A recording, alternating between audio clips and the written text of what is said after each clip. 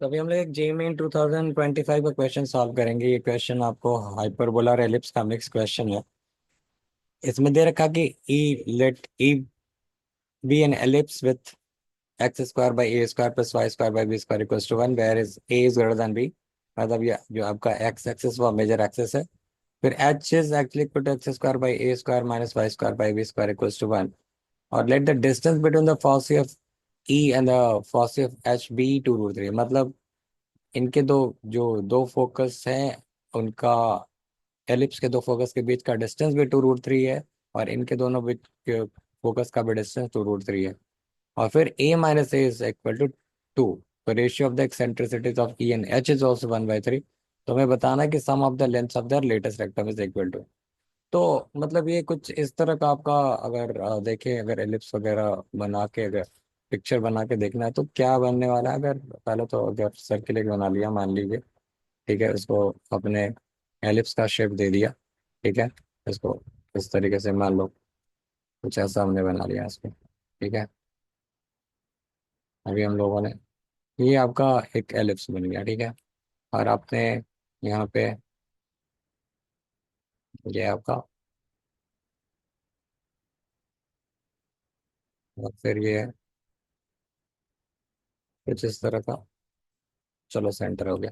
तो ये आपका सेंटर है, कहीं पे यहाँ पे आपका फोकस होगा, जिसको आप कह सकते हो ए कॉमा ज़ीरो। और यहाँ पे भी आपका फोकस हो सकता है माइनस ए कॉमा ज़ीरो।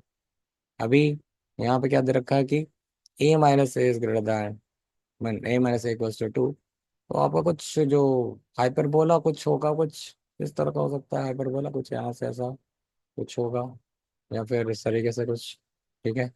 और इसका कहीं पे जाके यहाँ पे कहीं पे फोकस होगा, ठीक है, जो कि आपका कह सकते हो कि ए कैपिटल ई कह लो, ठीक है। कॉर्नर कैपिटल ई का ए ई कॉमा जीरो ये हो सकता है आपको। और यहाँ पे कहीं पे वो जाके आपको माइनस ए कॉमा जीरो हो सकता है, ठीक है।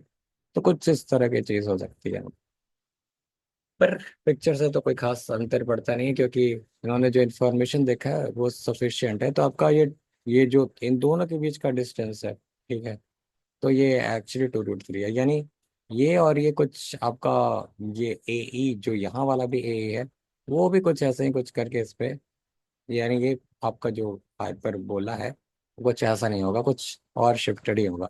रादर आपका कुछ ऐसा शिफ्टेड होगा सो दैट इन दोनों का दोनों मैच कर जाए यहाँ पे, ठीक है। ये वाली पॉइंट पे मैच कर जाएगा कहीं पे ऐसे, ठीक है। ये भी कुछ ऐसा ही हाइपर बोला इधर शिफ्ट होगा। जो भी है पिक्चर का तो कुछ खास अंतर पड़ता नहीं है। You could have even ignore that and work with it. तो यहाँ पे आपको ये कुछ ऐसा है, यहाँ पे भी ये वाली चीज़ आपको यहाँ पे रहेगी, ठीक है। तो ये दोनों मैच कर रहे हैं, क्यों? क्योंकि उन्होंने ये दे रखा है आपको, क्या दे रखा है कि आपका जो ये ए ई कॉमा जीरो, बेसिकली ये दोनों के जो फॉसी के बीच का डिस्टेंस है वो सेम है। यानी ये टू ए ई उन्होंने दे रखा है, वो भी आपको टू रूट थ्री है। और यहाँ पे उन्होंने टू कैपिटल ए ई कह लो आप, वो भी आपको टू रूट थ्री है, ठीक है। तो यहाँ से आप कह सकते हो कि जो ए ई है वो आपका रूट थ्री है, और ए ई भी आपका, ये भी आपका रूट थ्री है, ठीक है। एक तो ये इन्फॉर्मेशन है। फिर इन दोनों के एक्सेंट्रिसिटी का रेशियो भी दे रखा है उन्होंने, तो आप ई इज टू ई भी कह सकते हैं ऐसा, ठीक है। तो ई इज टू ई का जो रेशियो है वो आपको वन इज टू थ्री है, ठीक है। तो यहाँ से आप ए इज टू ए का रेशियो भी निकाल सकते हो। अगर आपने इसको दोनों को डिवाइड किया तो आपको क्या मिलेगा, ए ई अपॉन ए कैपिटल ई अगर कह लें, और तो ये आपको वन, राइट। तो यहाँ पे आप कह सकते हो a upon a is actually equal to into one by three equals to one. और आप इसको ऐसा कह सकते हो कि ए जो है वो आपको थ्री ए के बराबर है, ठीक है। फिर इस इंफॉर्मेशन को आप यूज यहाँ पे कर सकते हो, चूंकि a minus a is given as two, तो यानी थ्री ए माइनस ए आपको किसके बराबर हो जाएगा, टू के। यानी टू ए आपको बराबर हो जाएगा टू के, यानी ए आपको बराबर हो जाएगा वन के, ठीक है। ए से आपको वन निकल गया, राइट। फिर ए आपका वन निकल गया, तो आप यहाँ से स्मॉल ए की वैल्यू भी निकाल सकते हो। A would be actually equal to three यहाँ से। फिर यहाँ के बाद अब ए ई को यूज़ किया हमने, ए ई को अगर यूज़ किया हमने तो इसकी वैल्यू रूट थ्री है।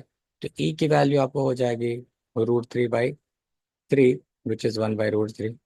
अब इसी तरीके से ए इंटू ई की वैल्यू है मेरे पास √3 के बराबर ये।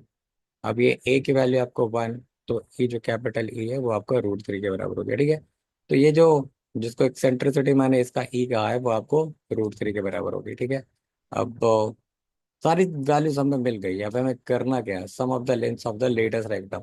तो अब लेटेस्ट रेक्टम इसका हो जाएगा 2b² बाई ए, और इसका लेटेस्ट रेक्टम हो जाएगा 2b² अपॉन ए। तो आप इन दोनों के बी स्क्वायर को आप लिख सकते हो इन टर्म्स ऑफ एक्सेंट्रिसिटी, आपको पता है। तो आपने क्या जाना है कि b² इज बेसिकली, अगर मैं एलिप्स की बात करूं तो b² आपका जो होता है वो आपको कह सकते हो a² - c² या a² - a² - e² के बराबर होता है, ठीक है। तो आपके पास ये इसकी वैल्यू पड़ी है। सिमिलरली आप कैपिटल B² के बारे में क्या कह सकते हो कि जो आपका कैपिटल बी है, ठीक है, इस वाले केस में आपके पास होता है वो जो ये वैल्यू है यहाँ पे, अगर ये कैपिटल बी की बात करूँ इसके लिए, तो यहाँ पे आपका जो ये फोकस है वो ए पे है, ये चीज़ है आपकी यहाँ पे। तो यहाँ पे आपको ये a² - a² - a² के बराबर है।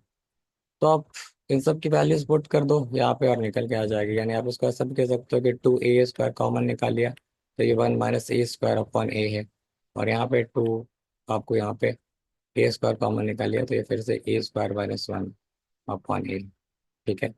तो आप सब ए और ए कैंसिल हो गए, यहाँ से भी ए कैंसिल हो गया, तो ये आपको 2 टाइम्स ए। तो ए की वैल्यू तो आपको पता है कि 3 है। फिर 1 - e², राइट, 1 - 1/3, चूंकि वो √3 है, प्लस 2 टाइम्स e² की वैल्यू, ए की वैल्यू आपको 1 है, e² की वैल्यू आपको √3 है, तो 3 - 1। तो यहाँ से आपको आ गया 2 × 3, और ये 3 - 1/2, यानी 2/3 आ गया ये आपको। तो 3 3 कैंसिल, और यहाँ से आपको आ गया 2 × 2। तो कुल मिला के आपके पास 4 + 4 which is actually equal to 8, ठीक है। तो इस क्वेश्चन में बस यही था कि आपको सारे इंफॉर्मेशन को यूज करना था और फिर एक के बाद एक वैल्यूज निकालनी थी। पिक्चर जो है वो कुछ खास इंपॉर्टेंट नहीं है, just for your information you can create the picture. Alright.